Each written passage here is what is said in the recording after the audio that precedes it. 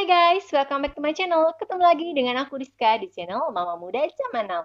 Nah, kali ini aku akan memberikan sebuah video tutorial, yaitu tutorial trading saham untuk pemula. Nah, jika kamu mahasiswa atau mungkin pekerja yang sedang mencari sambilan, atau mama muda milenial yang sedang ingin belajar tentang apa itu trading, terutama trading di saham, kalian nggak salah pilih untuk masuk ke channel aku. Nah, karena pembahasan tentang saham ini sangat panjang, aku ngebaginya ke dalam beberapa part. Ini adalah video tutorial trading untuk pemula part 1. Nah, kalau kalian belum subscribe channel aku, jangan lupa untuk subscribe dan nyalakan tanda lonceng supaya kalian nggak ketinggalan tentang update video yang sudah aku posting. Oke, sekarang kita langsung aja yuk ke pembahasannya. Oke, untuk pertama kita akan ngebahas dulu tentang istilah. Banyak orang yang masih bingung tentang istilah trader, trading, investasi, investing. Nah, sebenarnya apa sih kesamaan antara trading dan investasi?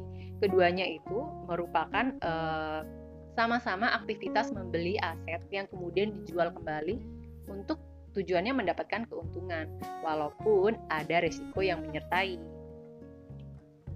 Kemudian perbedaannya apa? Perbedaannya di jangka waktunya. Kalau kita melakukan trading, harapkan keuntungan untuk jangka pendek atau menengah. Jadi misalnya kita beli hari ini, kemudian menjual hari ini, itu disebut dengan trader atau aktivitas trading. Sementara kalau kita ingin melakukan investasi, kita beli sekarang dan kita nggak jual dalam waktu dekat, tapi kita menjualnya untuk jangka waktu panjang, misalnya 2 tahun atau bahkan bertahun-tahun lagi. Misalnya juga kita mengumpulkan saham sekarang, kemudian kita akan menjual pada saat anak kita nanti mau menikah. Nah, itu disebut dengan kegiatan investasi atau investing. Sedangkan kalau dari segi pendapatan, kalau kita melakukan trading saham, itu dikatakan sebagai active income. Kenapa active income? Ya karena kita masih harus bekerja. Setiap hari itu kita harus menganalisa, kemudian kita juga membaca berita, dan mengeluarkan effort yang lebih tinggi untuk mendapatkan profit. Sementara kalau investasi itu disebut dengan passive income. Jadi nabung saham yang udah aku incar, misalnya dia suka Unilever atau mungkin saham perbankan, dia kumpulin setiap bulan. Jadi setiap punya uang, menyisihkan dari gaji, dimasukkan ke dalam saham yang udah diincar. Yang sekarang ini sih mungkin ada yang posisinya masih floating loss, tapi ya udahlah, toh kita juga akan mengumpulkan saham ini untuk jangka panjang, untuk puluhan tahun. Jadi ya udah, tutup mata aja. Nah, nanti pada saat puluhan tahun, misalnya kita punya sebuah planning mau menikahkan anak atau mau menyekolahkan anak, dan kita jual saham itu, kita memperoleh keuntungan, dan itulah yang disebut dengan passive income. Kemudian bisa juga kita membeli saham, kemudian kita nggak ngapa-ngapain, kita cukup beli lump sum sekaligus misalnya, dan kita mendapatkan dividen setiap tahunnya, itu juga termasuk ke dalam passive income. Kemudian untuk style trading. Nah, beberapa trader itu mempunyai style yang berbeda. Nah, aku mengkategorikan ada tiga macam tipe trader. Yang pertama itu yaitu scalper. Ini tuh sebenarnya high risk dan cukup trader pro yang udah bisa melakukan scalper. Beda dengan day trade. Day trade biasanya open pada saat pembukaan, atau malah kebalikannya, membeli pada saat market mau tutup dan menjual pada saat market buka. Itu disebut dengan day trade atau day trader. Kemudian yang ketiga itu adalah swing trader. Nah, swing trader itu biasanya membeli pada saat saham itu ada sebuah diskon, atau misalnya harganya lagi turun banget, kemudian kita beli, dan kemudian pada saat harganya udah naik baru kita jual. Kalau aku sendiri, aku masih mix antara day trading dan swing trading. Kemudian bagi seorang trader, kita harus mempunyai tools dan skill yang mendukung. Yang pertama, itu kita harus tahu tentang analisa teknikal. Bagi seorang scalper, analisa teknikalnya itu terdiri dari tape reading. Tape reading itu kita bisa melihat dari book order, harga offer dan bid di platform saham yang kita pakai. Kemudian chartingnya juga bukan chart daily, tapi chart menitan. Sementara kalau untuk day trader dan swing trader, kita menggunakan chart daily. Cuma bedanya kalau day trading, kita perlu chart yang secara real time. Jadi setiap tahap itu bergerak. Sementara kalau swing trader yang misalnya mungkin nggak setiap saat bisa memantau harga, jadi cuma bisa memantau pada saat pembukaan atau penutupan, itu bisa menggunakan end of day charting. Jadi misalnya kita nggak perlu harus punya data real time juga, cukup mengumpulkan data harian, namanya data EOD. Kemudian tempat untuk trading. Nah, tempat untuk trading kita harus memilih perusahaan sekuritas. Jadi perusahaan sekuritas itu merupakan anggota Bursa Efek Indonesia yang sudah memiliki izin untuk menjadi perantara antara investor dan juga perusahaan emiten.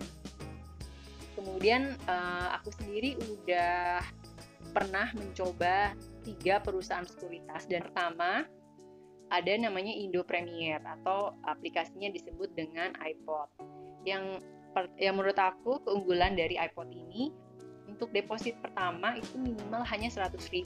Jadi cocok banget untuk pemula, mungkin mahasiswa yang baru mau belajar untuk mencoba untuk menabung saham atau mencoba untuk trading saham-saham yang masih harganya murah. Kemudian di dalam Indo Premier itu juga ada produk reksadana, dan reksadananya itu cukup variatif, banyak, dan return yang dihasilkannya pun juga lebih tinggi dibandingkan dengan perusahaan sekuritas yang aku pakai untuk transaksi saham.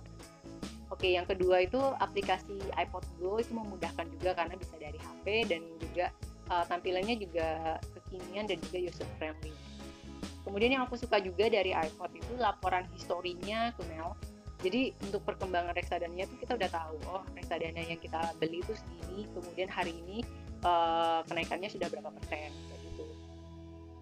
Kemudian fitur dan user interface-nya itu simple dan cocok untuk pemula. Tetapi ada kekurangannya dari Indo Premier. Yang pertama, chart untuk iPod PC terutama ya, ada PC dan juga ada iPod Pro 5. Menurut aku tuh terlalu basic banget, dan buat aku tuh udah kayak yang gak ada apa-apanya gitu.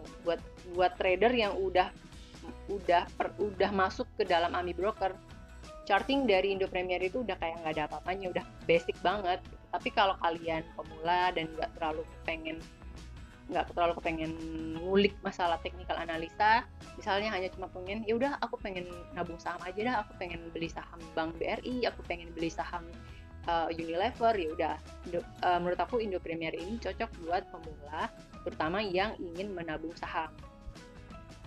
Yang kedua itu ada Mirai Asset. Jadi Mirai Asset itu sebelumnya tuh bernama Daewoo, jadi perusahaan Korea gitu. Keunggulannya user interface dari HOTS itu nama aplikasinya untuk Mirai, lebih modern sih dibanding dengan Indo Premier dan Philips Sekuritas yang aku pakai untuk yang ketiga.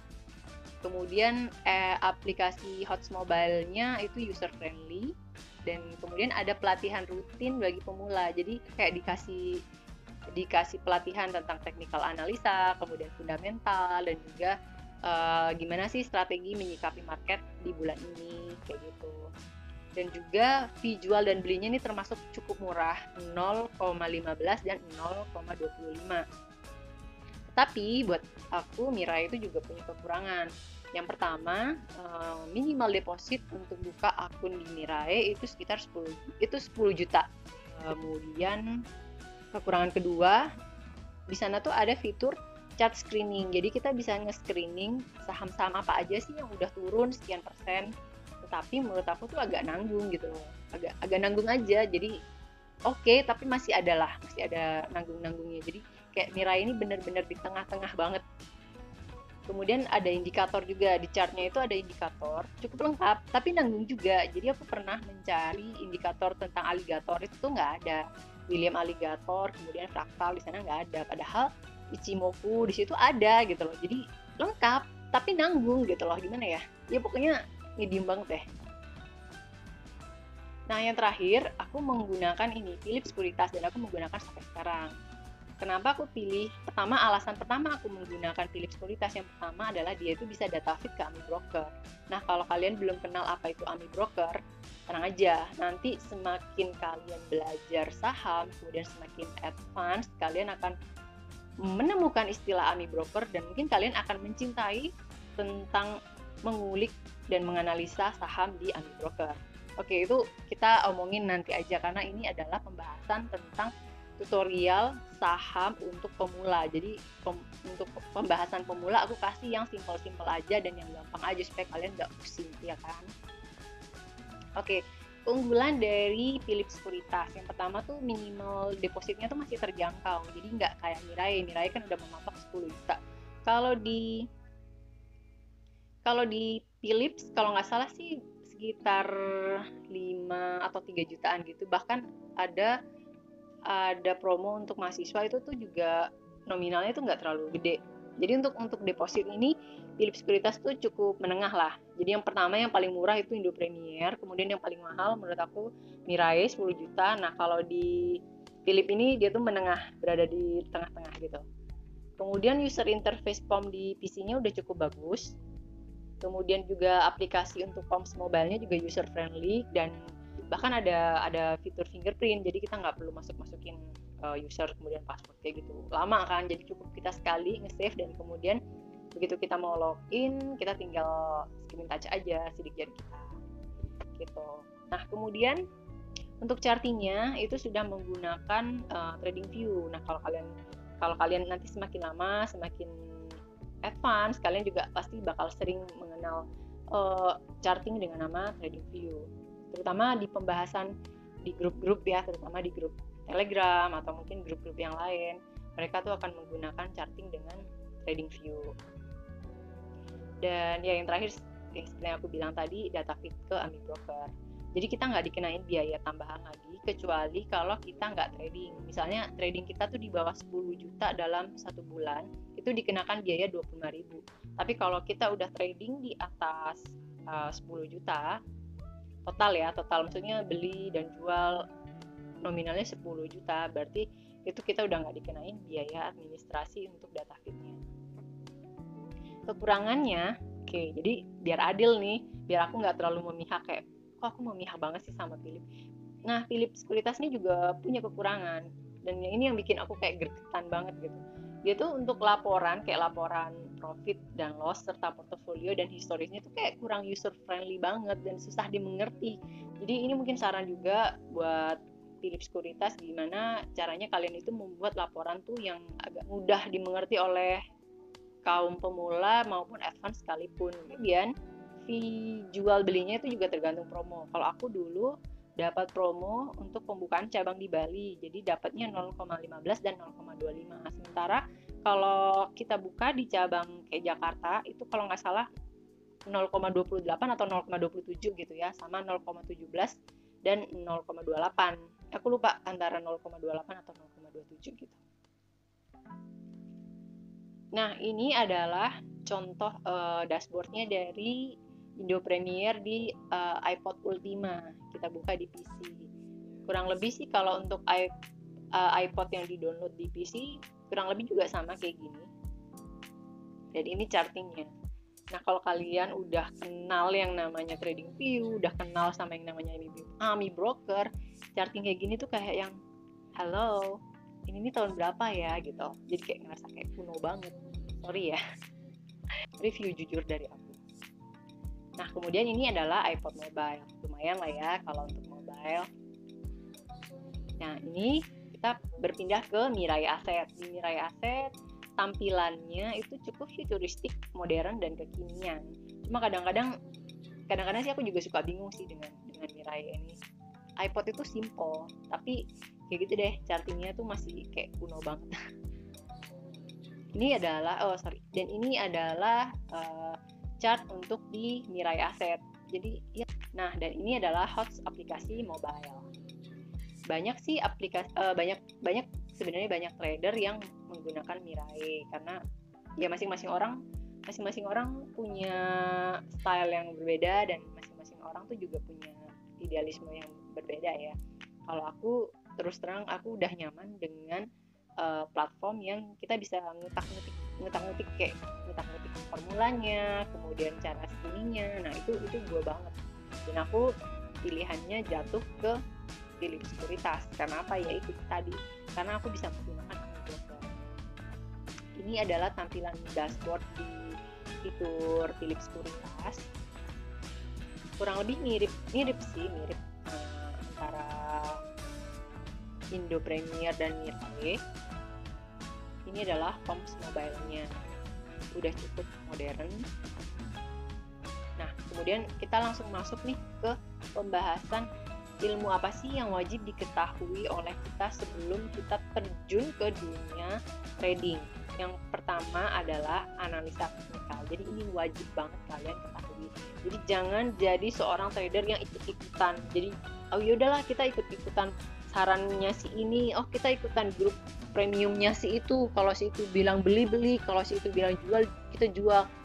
Jangan mempercayakan uang kita kepada orang lain, karena analisa mereka belum tentu sesuai dengan kondisi keuangan kita, kemudian belum tentu juga cocok dengan style trading kita. Jadi ya menurut aku oke, boleh lah, mungkin pertama waktu kalian baru belajar dibimbing oleh mereka boleh, tapi kalian harus punya yang namanya keinginan untuk belajar mandiri. Nah, cara untuk belajar mandiri yaitu belajarlah analisa teknikal. Nah, kalau kalian suka membaca buku, ini aku beri referensi bukunya. Yang pertama itu ada Technical Analysis for Mega Profit dari Edianto Ong.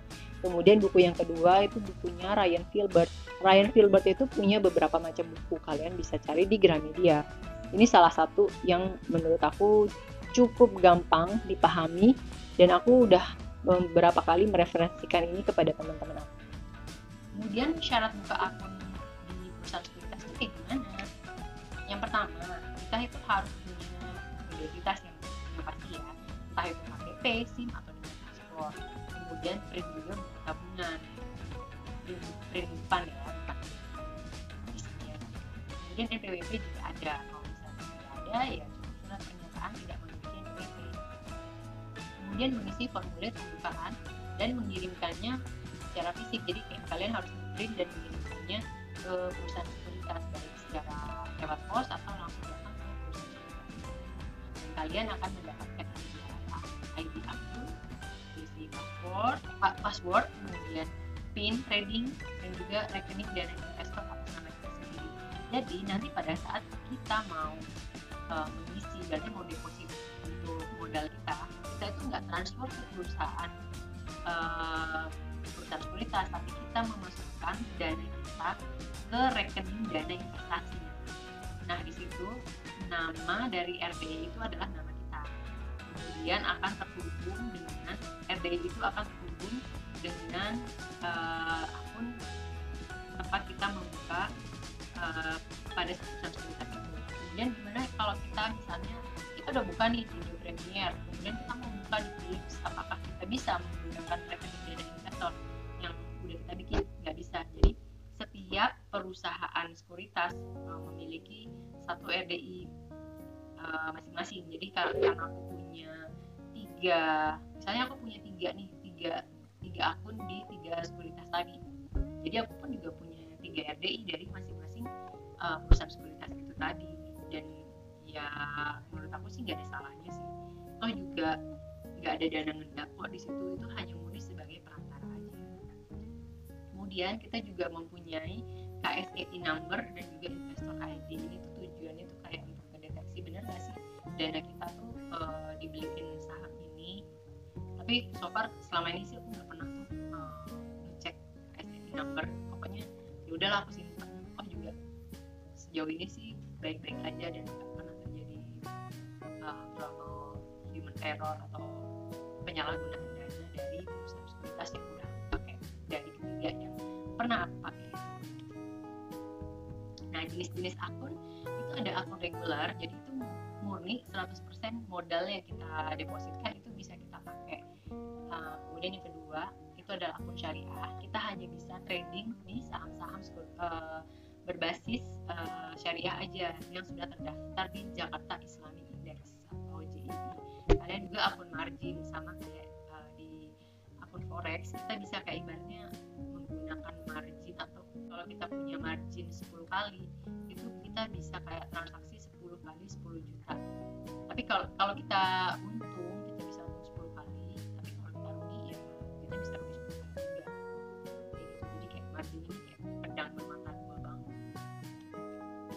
Nah, ini ini tadi cukup sekian video aku tentang tutorial trading untuk pemula part 1. Jadi karena ini masih part 1, ini masih sangat basic banget, dan aku akan membahas lebih detail lagi di part 2. Nah, kalian jangan lupa ya untuk subscribe channel aku dan nyalakan tanda lonceng. Kalau kalian ada pertanyaan, silakan tanya di kolom komentar, aku pasti akan menjawab. Oke guys, thanks udah nonton video aku sampai habis. Jangan lupa ya untuk like. Oke, sampai jumpa di video selanjutnya. Bye.